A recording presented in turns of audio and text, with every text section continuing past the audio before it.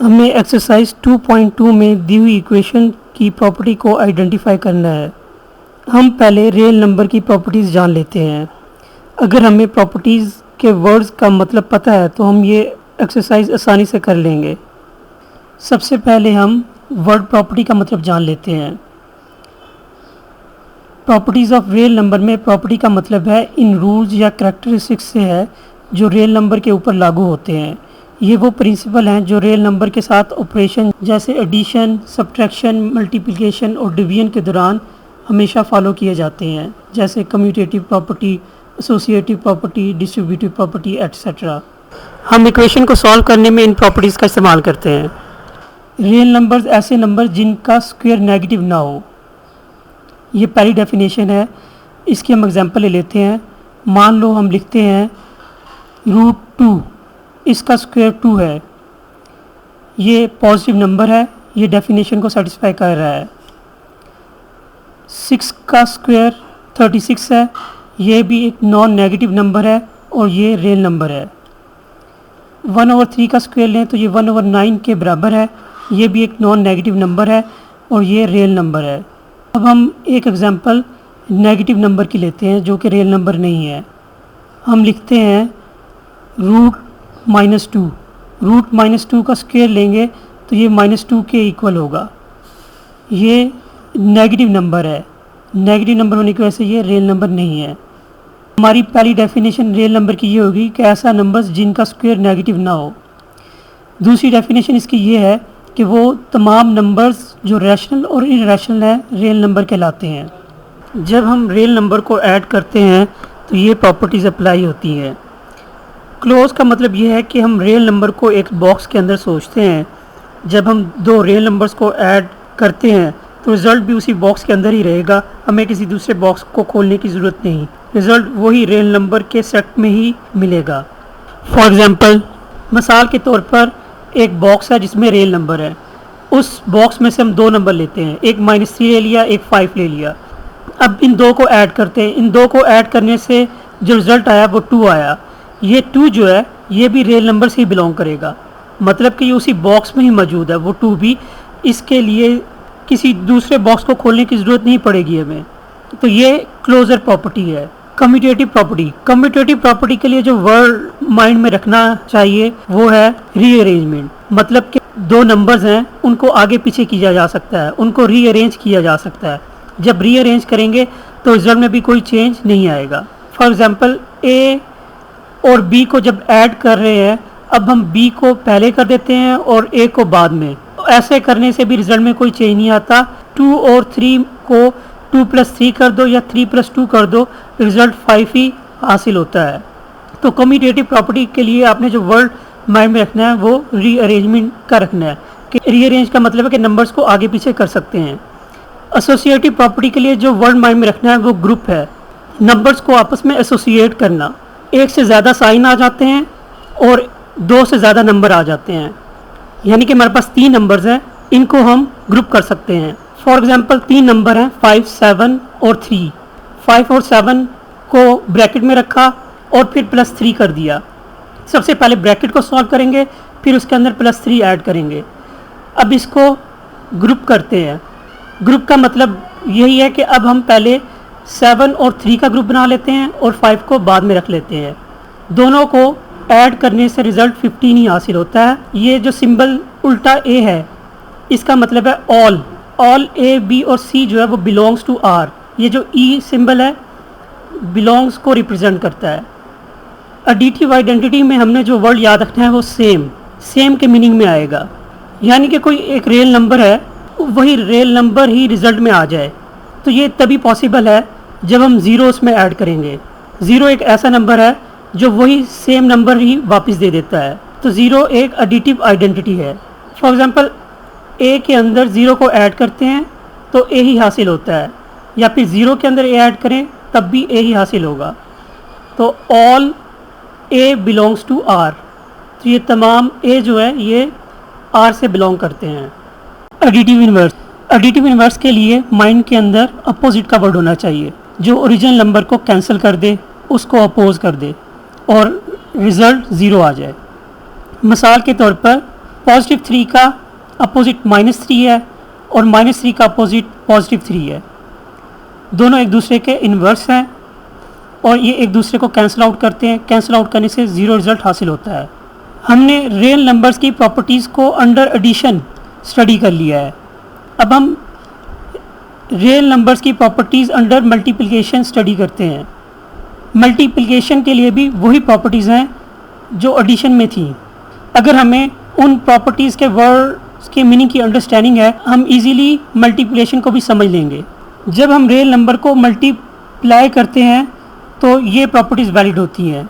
Closure property, closure property के लिए हमने जो वर्ड माइंड में रखना है वो सेल्फ कंटेन का वर्ड है।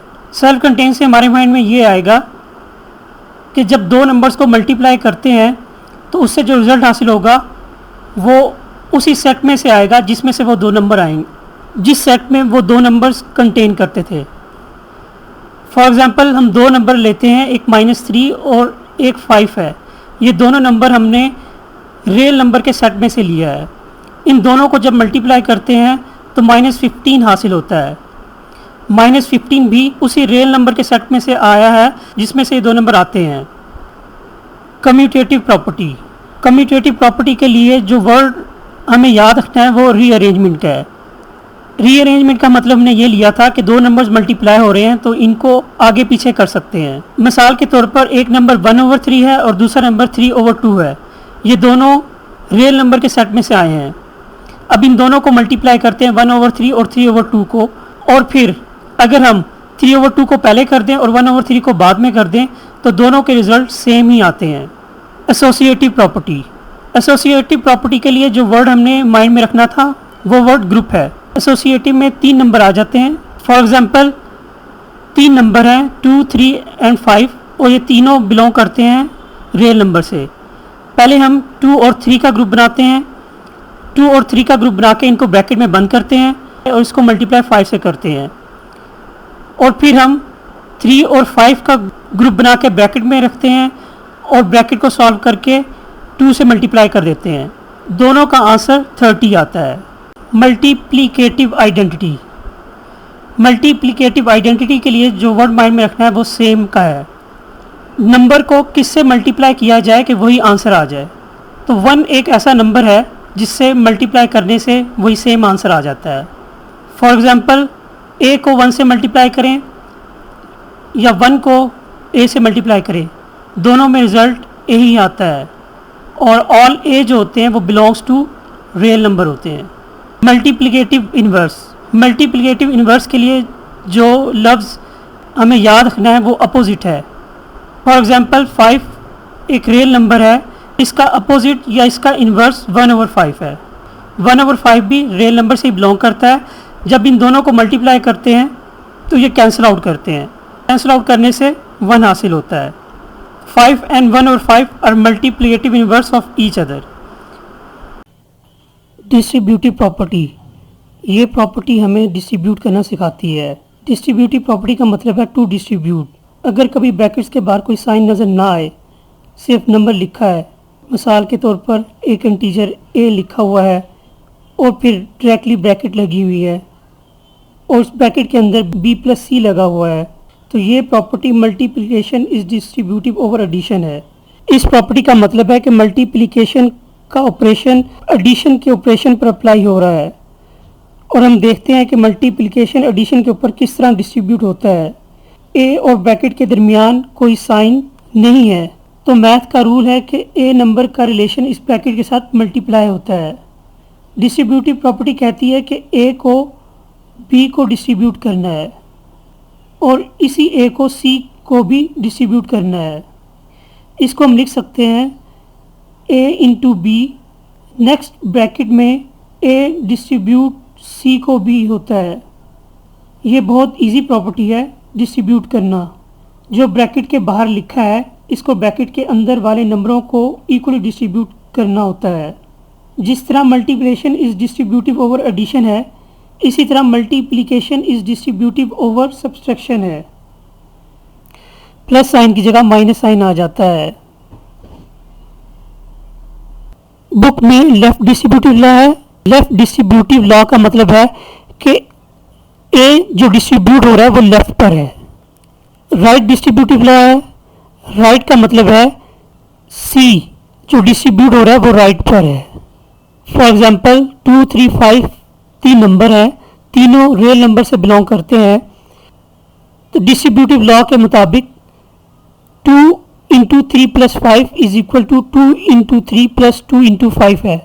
इसको सॉल्व करेंगे, दोनों के सेम आंसर आते हैं। इसी तरह multiplication is distributive over subtraction है, इसमें भी लेफ्ट डिस्ट्रीब्यूटिव लॉ है।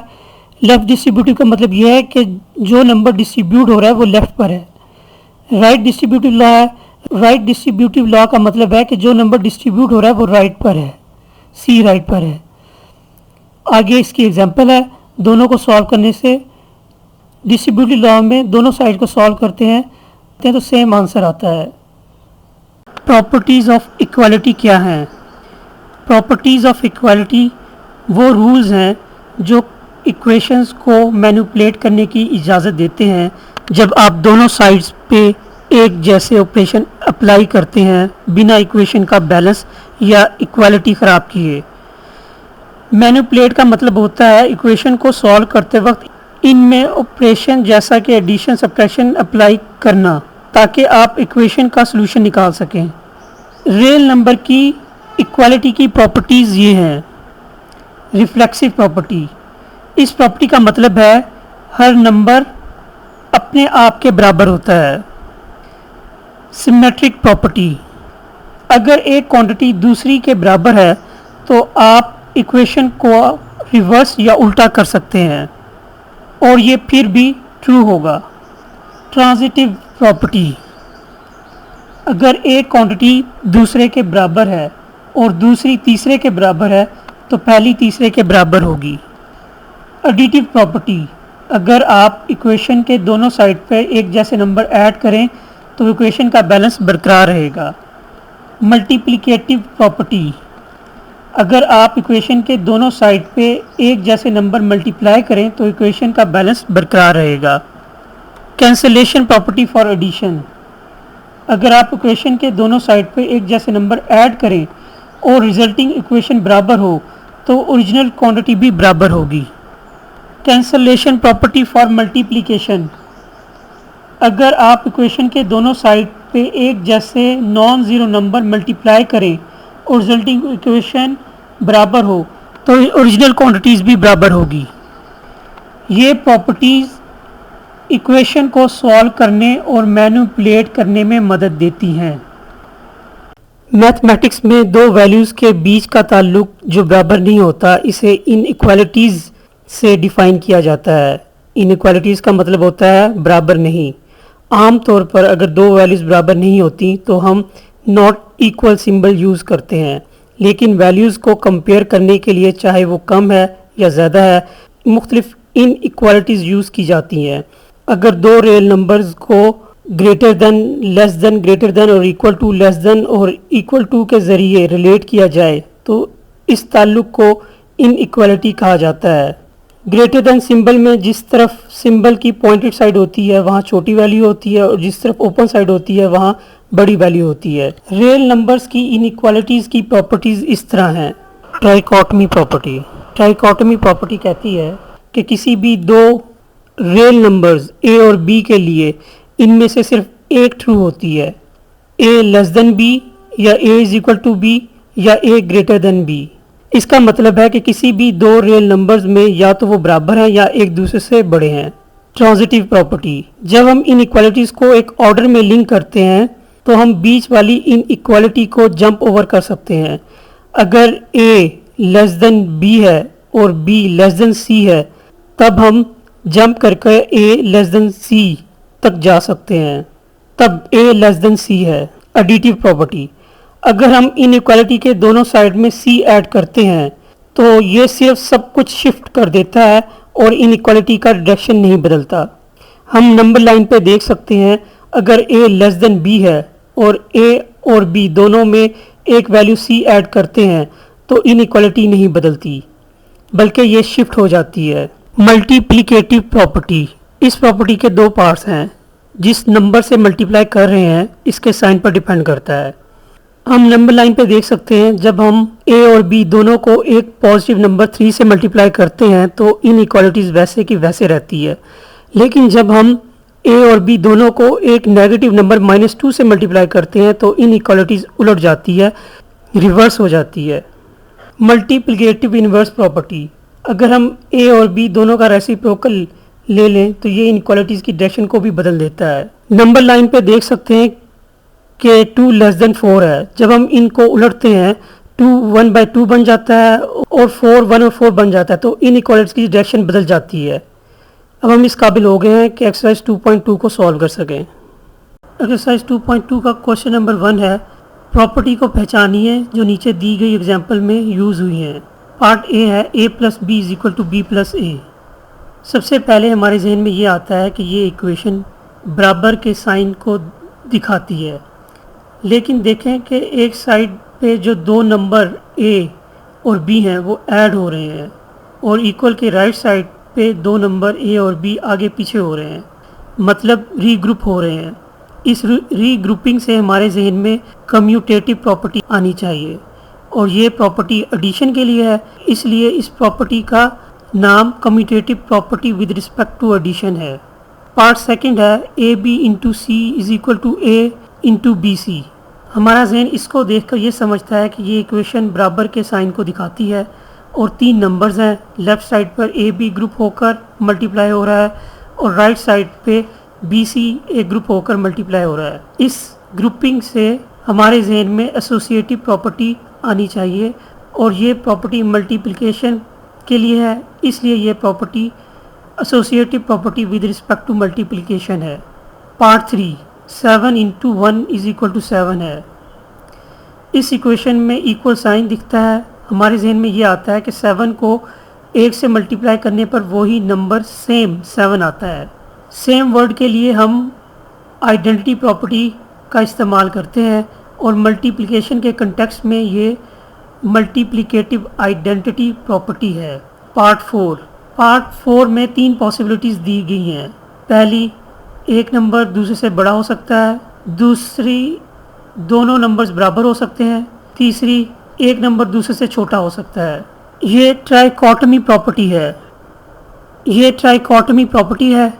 ये प्रॉपर्टी कहती है कि दो नंबर्स के बीच में सिर्फ ये तीन केसेस ही मुमकिन है और इन तीनों में से सिर्फ एक केस ट्रू हो सकता है। पार्ट 5 में ab = ba है। इक्वेशन में इक्वल का साइन है और नंबर्स आपस में मल्टीप्लाई हो रहे हैं और नंबर रीअरेंज हो रहे हैं। रीअरेंजमेंट के लिए कम्यूटेटिव प्रॉपर्टी का इस्तेमाल किया जाता है और ये मल्टीप्लिकेशन के लिए है, इसलिए यहाँ commutative property with respect to multiplication की प्रॉपर्टी इस्तेमाल हुई है। Part 6 a + c = b + c का मतलब a = b है। अगर आप किसी इक्वेशन के दोनों साइड में एक ही नंबर्स को ऐड करते हैं और फिर इस नंबर को सब्ट्रैक्ट करते हैं तो ओरिजिनल इक्वेशन वैसे ही रहती है। इस इक्वेशन में नंबर कैंसिल हो रहे हैं, इसलिए इस इक्वेशन में कैंसिलेशन प्रॉपर्टी ऑफ एडिशन इस्तेमाल हुई है। पार्ट 7 5 + -5 = 0 है। अगर किसी नंबर को इस नंबर के साथ ऐड करें जिससे रिज़ल्ट 0 आए तो ये एडिटिव इन्वर्स की प्रॉपर्टी होती है। इस इक्वेशन में 5 का अपोजिट -5 है और इन्वर्स का मतलब अपोजिट होता है, इसलिए इस इक्वेशन में एडिटिव इन्वर्स की प्रॉपर्टी यूज़ हुई है। पार्ट 8 7 × 1/7 = 1 है। इस इक्वेशन में मल्टीप्लिकेटिव इन्वर्स की प्रॉपर्टी इस्तेमाल हुई है। किसी नंबर का मल्टीप्लिकेटिव इन्वर्स वो नंबर होता है जो इसका रेसिप्रोकल हो और दोनों को मिलाकर एक बनता है। पार्ट 9 में इनइक्वालिटी इस्तेमाल हुई है। जब a > b और c > 0 हो तो ac > bc होता है।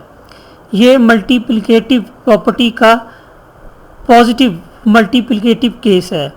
इस केस में अगर हम किसी पॉजिटिव नंबर c से मल्टीप्लाई करते हैं तो इनइक्वालिटीज की डायरेक्शन नहीं बदलती है।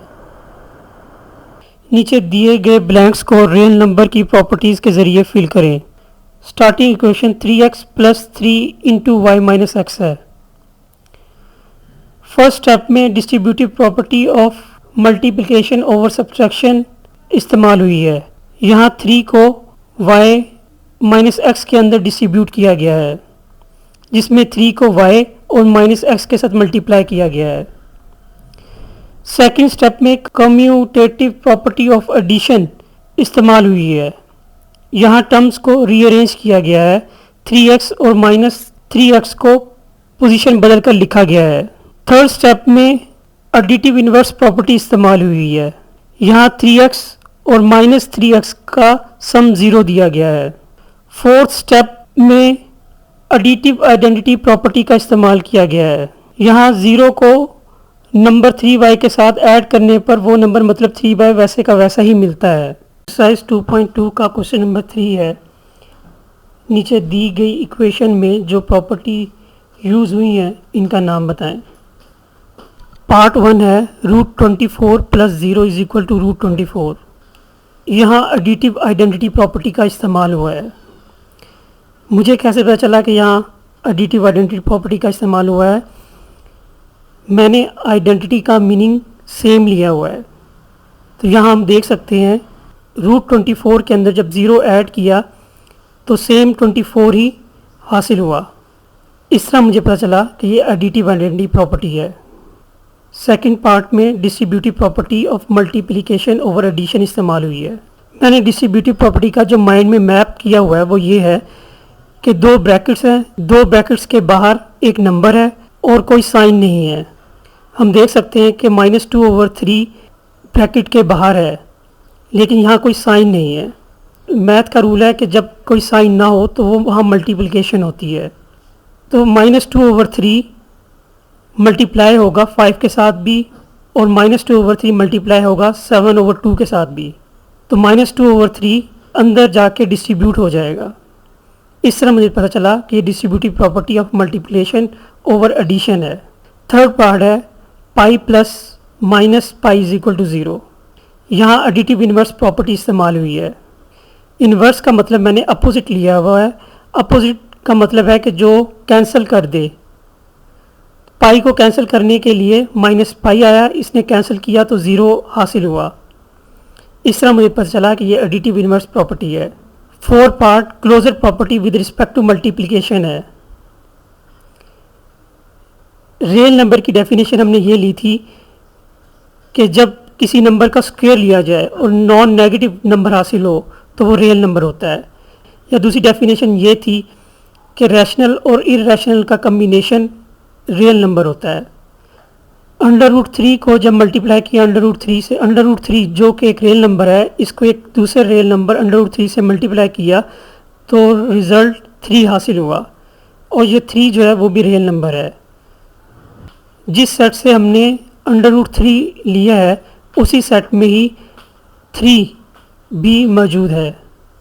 5 पार्ट है -5/8 -8/5 इज इक्वल टू 1।